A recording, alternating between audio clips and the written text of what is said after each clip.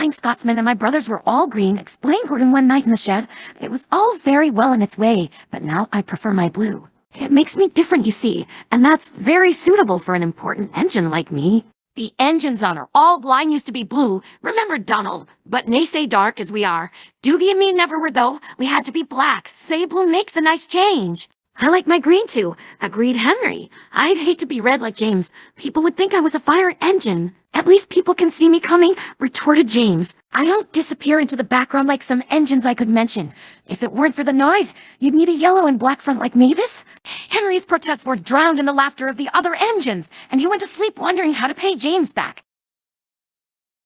Henry was still cross next morning. What could be wrong? What could be wrong? Wondered the coaches anxiously as Henry pulled noisily away from the big station. Do come along! Do come along! Henry snorted impatiently.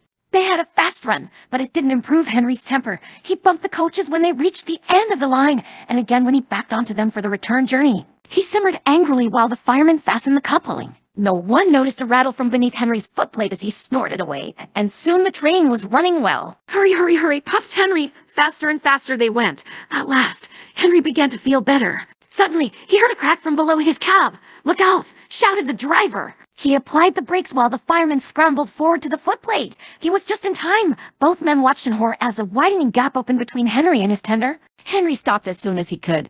The automatic brake halted his tender and the train some way behind. We must drop Henry's fire, said the driver urgently. It will be dangerous to let him boil dry now that we can't get more water from the tender. The fireman agreed. Sorry, old boy, he said to Henry, just when we got it going nicely too.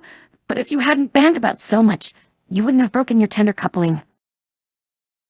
While the fireman dealt with the fire, the driver went back to tell the signalman what had happened. When he returned, he found Henry completely hidden in a huge cloud of black smoke, which billowed from beneath his cab. The fireman emerged, choking. Henry's fire set the sleepers alight. He spluttered, "You stay here. I'm going to telephone the fire brigade." The driver eased Henry clear of the blaze, and then Edward came to take his train.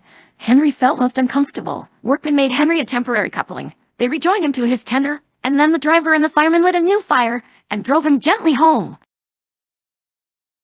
Edward, who had of course seen everything, told the others they were careful what they talked about that night. As for Henry, he was touchy on the subject of fires for some time afterwards, but James was quick to notice that from then on, Henry stopped making rude remarks about the color of fire engines.